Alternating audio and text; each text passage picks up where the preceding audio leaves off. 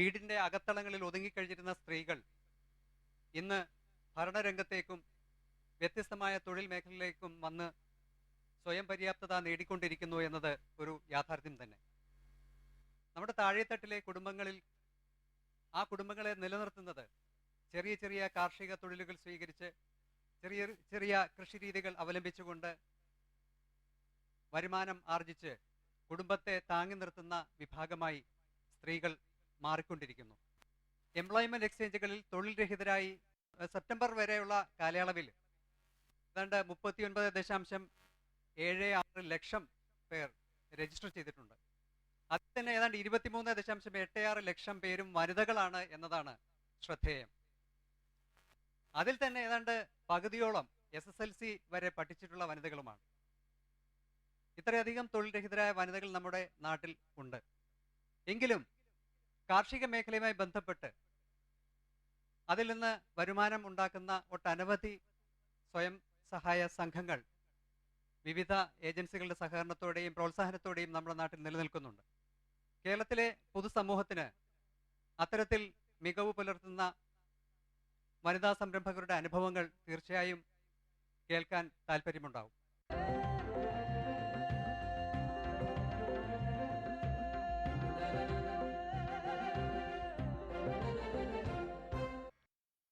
എൻ്റെ പേര് ആനന്ദാമ്മ. ഞാൻ കണ്ടല്ലൂർ CDS ചെയർപേഴ്സണാണ്. എൻ്റെ കുടുംബശ്രീയിലെ 187 യൂണിറ്റുകൾ JLG യൂണിറ്റുകൾ പ്രവർത്തിക്കുന്നുണ്ട്. ആ യൂണിറ്റുകൾ ആദ്യഘട്ടങ്ങളിലൊക്കെ സ്വയമായിട്ട് അവർ 4-5 അംഗങ്ങൾ അല്ലെങ്കിൽ 4 മുതൽ 10 വരെയുള്ള അംഗങ്ങളെ ഉൾപ്പെടുത്തിക്കൊണ്ടാണ് ഈ JLG യൂണിറ്റുകൾ ഞങ്ങൾ രൂപീകരിച്ചിരിക്കുന്നത്. ആദ്യ കാലഘട്ടങ്ങളിൽ NREGS വരുന്നതിന് മുമ്പേ അതാത് സ്ഥലങ്ങളിൽ അല്ലെങ്കിൽ പാട്ടത്തിനെടുത്തോ ആ അംഗങ്ങൾ തന്നെ ഭൂമിയിൽ വിളവെടുക്കുന്നതിന് വേണ്ടി അല്ലെങ്കിൽ കൃഷി ചെയ്യുന്നതിന് വേണ്ടി അവർ സ്വയം അധ്വാനിച്ചതിനെയാണ് കൃഷി ചെയ്തിരുന്നത്. എന്നാൽ NREGS വന്നതിന് ശേഷം ആ കൃഷി ഉപയുക്തമാക്കിക്കൊണ്ട് തന്നെ NREGSൽ ഉപയുക്തമാക്കിക്കൊണ്ട് കൃഷിയിടങ്ങൾ നല്ല രീതിയിൽ കൃഷി ചെയ്യാനുള്ള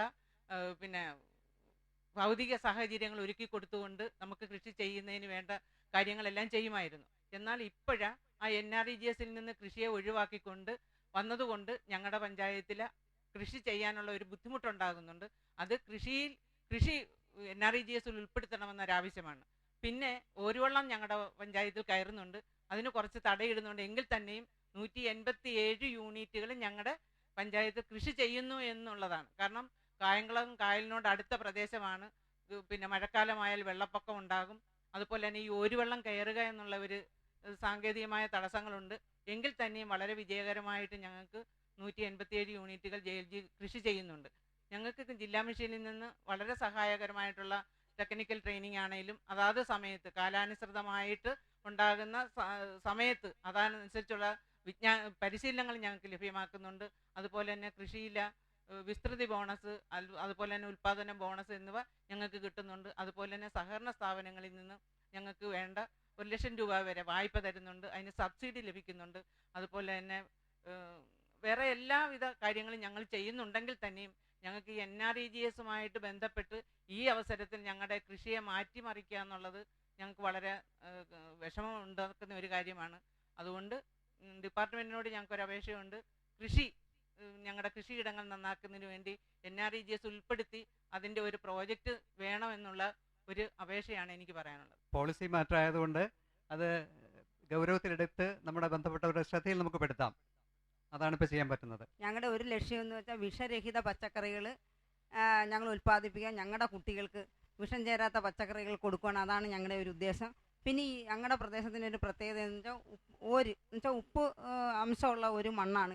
എങ്കിൽ പോലും ഞങ്ങൾ കൃഷി മേഖലയെ നന്നായിട്ട് അത് കൃഷിയോഗ്യമാക്കി തന്നെ നല്ല രീതിയിൽ കൃഷി ചെയ്യുന്നുണ്ട്. 1400ഓളം വനിതകളാണ് അതിനകത്ത് ഉള്ളത്.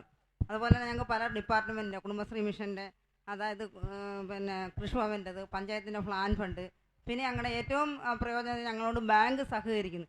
ഇത്ര 1400ഓളം വനിതകൾക്ക് 2 കോടിയോളം ചെറിയ എമൗണ്ട് 2% പലിശയ്ക്ക് ലോൺ എടുത്ത് അവർക്ക് കൃഷി ചെയ്യാൻ പറ്റും. അത് വലിയൊരു നേട്ടമാണ്. പിന്നീട് ഞങ്ങൾക്കാണ് ഒരു ലക്ഷ്യം, അതായത് ഇനിയുള്ള ലക്ഷ്യം വെച്ചാൽ ഇപ്പോൾ രാസവളങ്ങളും അതായത് മറ്റുള്ളതൊന്നും ഉപയോഗിക്കാതെ ഞങ്ങളുടെ പഞ്ചായത്തിൽ തന്നെ ജൈവ കീടനാശിനികളും ജൈവ വളങ്ങളും അങ്ങനെയുള്ളത് ഞങ്ങൾ തന്നെ ഞങ്ങളുടെ കുടുംബശ്രീ വനിതകൾ തന്നെ ഉൽപ്പാദിപ്പിച്ച് ഞങ്ങൾ ആ കൃഷി രീതിയിലേക്കാണ് മുന്നോട്ട് പോകുന്നത്. അതിന് ഞങ്ങൾക്ക് എന്താണ് ഡിപ്പാർട്ട്മെൻറ്റിൻ്റെ ഭാഗത്തുനിന്ന് സഹായിക്കാൻ പറ്റുമോ എന്നാണ്.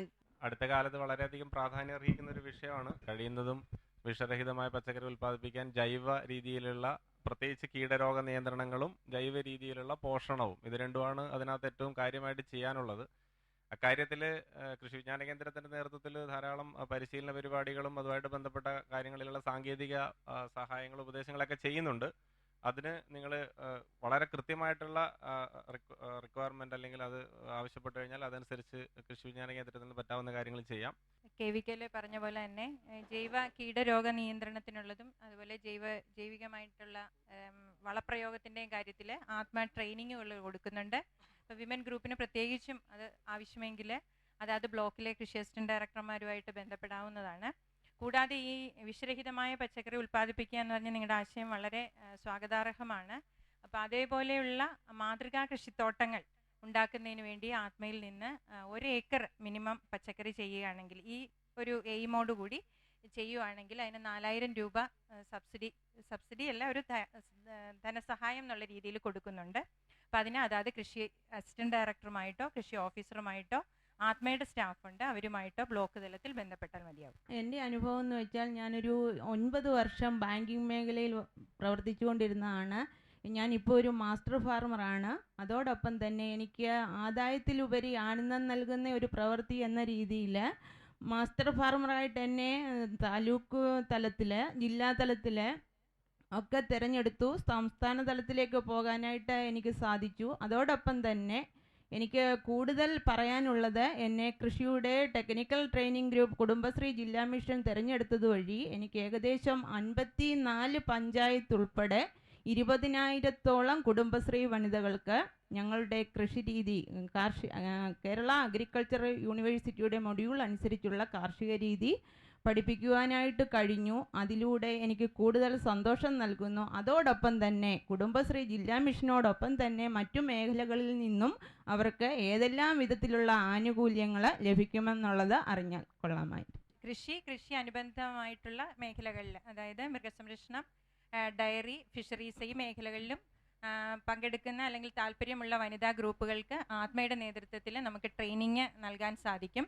അതേപോലെ തന്നെ ഏത് ഇൻസ്റ്റിറ്റ്യൂഷനിൽ, സംസ്ഥാനത്തിനകത്താണെങ്കിലും പുറത്തുള്ള സ്ഥലങ്ങളിൽ പോയി നല്ല കൃഷിരീതികൾ കണ്ടുപഠിക്കുന്നതിനും ആ ഇൻസ്റ്റിറ്റ്യൂഷൻ സന്ദർശനത്തിനുള്ള ആനുകൂല്യങ്ങളും നൽകാൻ സാധിക്കും.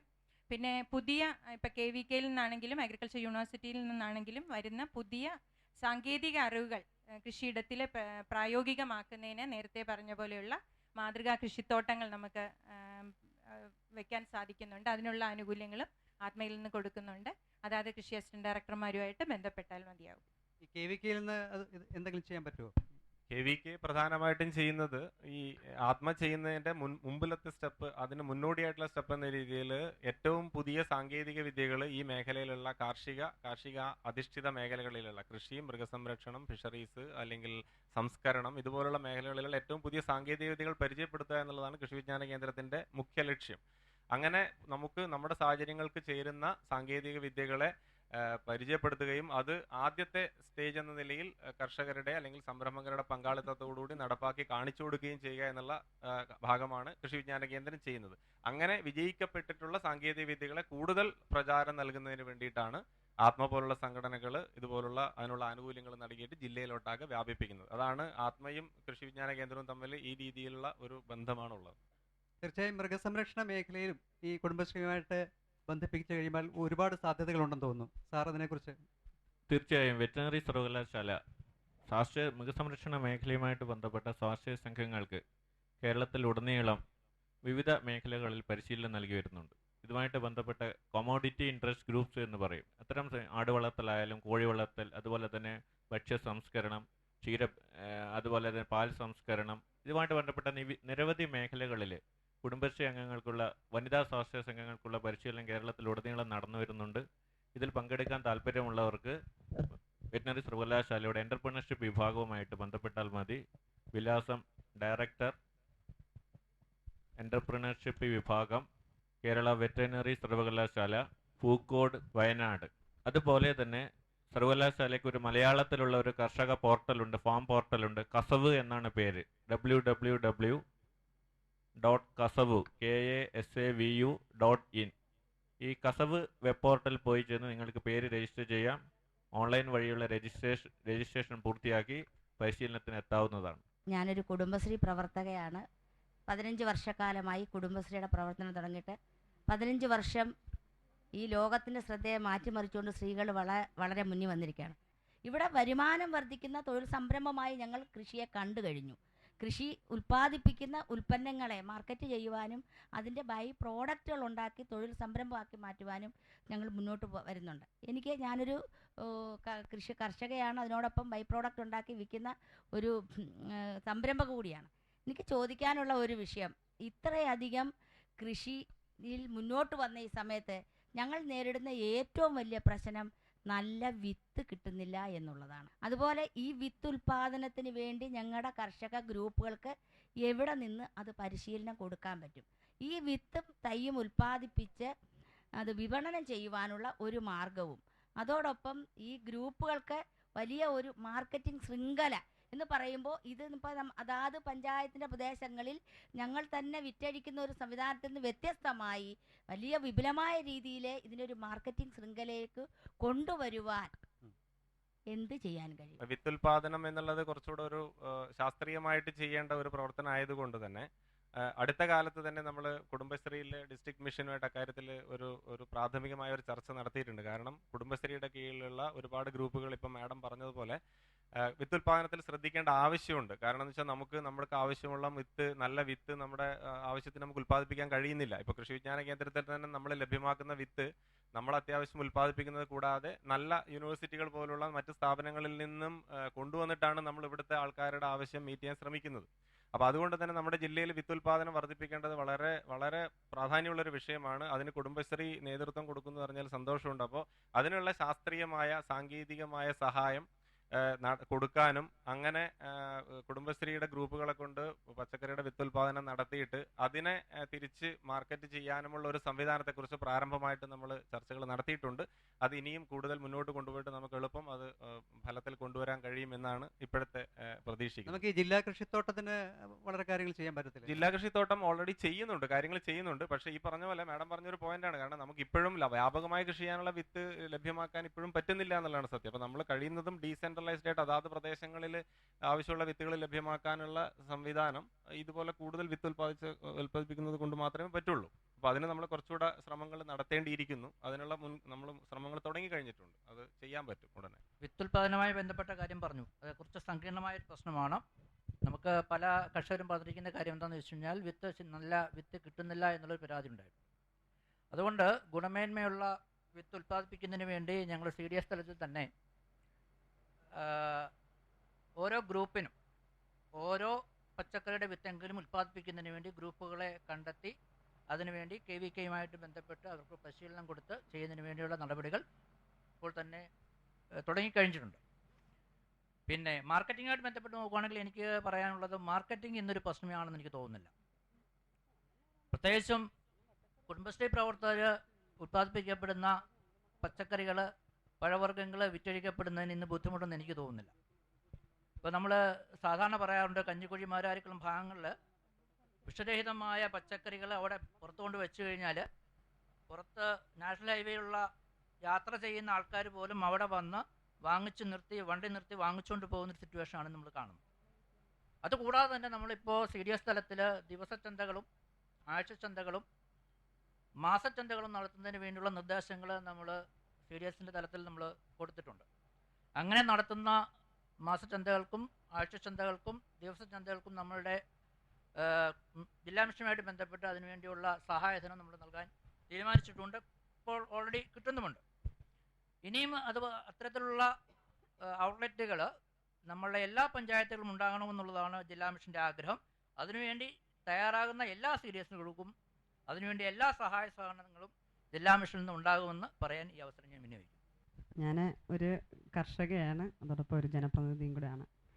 അപ്പോഴേ ഞങ്ങൾ തൊഴിലുറപ്പ് പദ്ധതിയുമായി ചേർന്നുകൊണ്ട് കുടുംബശ്രീയുടെ മേൽനോട്ടത്തിൽ ഒരു 2-3 വർഷമായി അക്ഷയാക്കനി, സമന്വയം, ഹരിതഗ്രാമം പദ്ധതി, അതുപോലെ തന്നെ പാനൂരിനൊരു പൂന്തോട്ടം, ഇങ്ങനെയുള്ള വിവിധ പദ്ധതികൾ ഞങ്ങൾ തിരഞ്ഞെടുത്തു. നല്ല രീതിയിലാണെങ്കിൽ കൃഷി ചെയ്തു.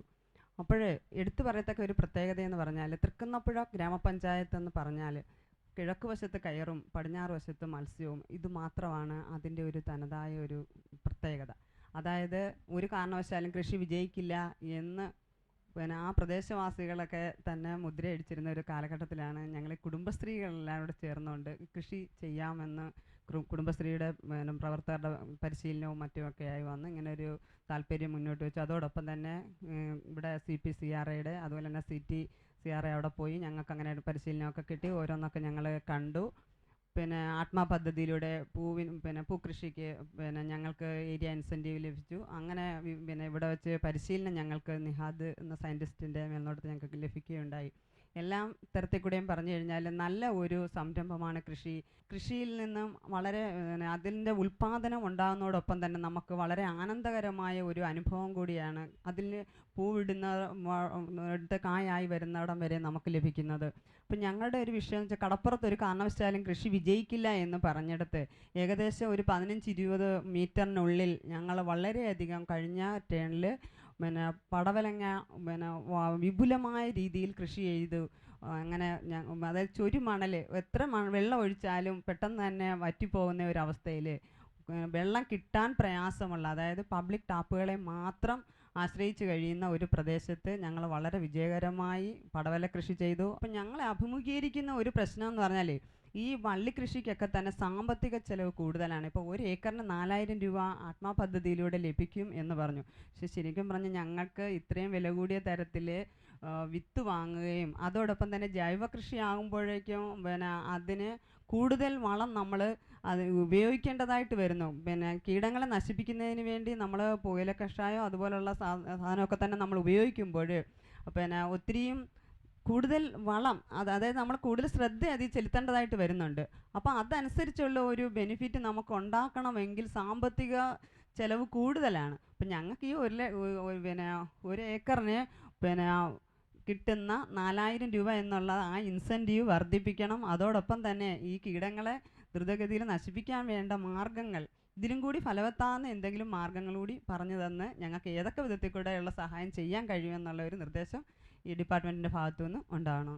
ആദ്യം പറഞ്ഞത് ആത്മയുടെ ഒരു ആനുകൂല്യമാണ് മാതൃകാ കൃഷിത്തോട്ടത്തിന് വേണ്ടിയിട്ട് 4000 രൂപ എന്നുള്ളത് പറഞ്ഞത്. കൂടാതെ കൃഷി ഡിപ്പാർട്ട്മെൻറ്റ് ഇതുപോലെയുള്ള കൃഷി വനിതാ സംരംഭകരെ വളരെയധികം പ്രോത്സാഹിപ്പിക്കുന്നുണ്ട്. അതിന് ഹരിതഗ്രാമം മാഡം പറഞ്ഞു കഴിഞ്ഞു, ഹരിതഗ്രാമം പദ്ധതിയിലൊക്കെ ഇൻവോൾവ് ചെയ്തു എന്നുള്ളത്. അപ്പോൾ ഹരിതഗ്രാമത്തിന് ഒരു ഹെക്ടറിന് 15000 രൂപ വീതം സബ്സിഡിയുള്ള ഒരു ഇത് കൂടെയുണ്ട്. ഒരു ഏരിയയിൽ ഒരു വാർഡിലോ മറ്റേ കൃഷി ചെയ്യുന്ന ആൾക്കാർക്കാണ് അത് കൊടുക്കുന്നത്. ഒരു ഗ്രൂപ്പായിട്ട് തന്നെ ചെയ്യുന്നവർക്കാണ് അതൊരു ഹെക്ടറിന് 15000 രൂപ എന്നുള്ള സബ്സിഡി ആനുകൂല്യമുണ്ട്. കൂടാതെ തന്നെ പച്ചക്കറി കൃഷി വികസന പദ്ധതിയിലെ പ്രോജക്റ്റ് ബേസ്ഡ് ആക്ടിവിറ്റീസിന്, അതായത് നിങ്ങളെപ്പോലെയുള്ള ഗ്രൂപ്പുകൾ ഒരു പ്രോജക്റ്റായിട്ട് എടുത്താൽ ഒരു ഏരിയയിൽ ഒരു വാർഡിൽ ഇപ്പം പറഞ്ഞല്ലോ ചുരിമണലായിട്ട് കിടക്കുന്ന ആ പ്രദേശത്ത് നമ്മൾ കൂടുതൽ മണ്ണിൻ്റെ ഫലഭൂയിഷ്ടി വർദ്ധിപ്പിക്കേണ്ടി വരും, പന്തലിടേണ്ടി വരും, പടവലമാണെങ്കിൽ പന്തലിടേണ്ടി വരും. അപ്പം അങ്ങനെയുള്ള കാര്യങ്ങൾക്കൊക്കെ കൂടുതൽ സാമ്പത്തികം വരുന്നതാണ്.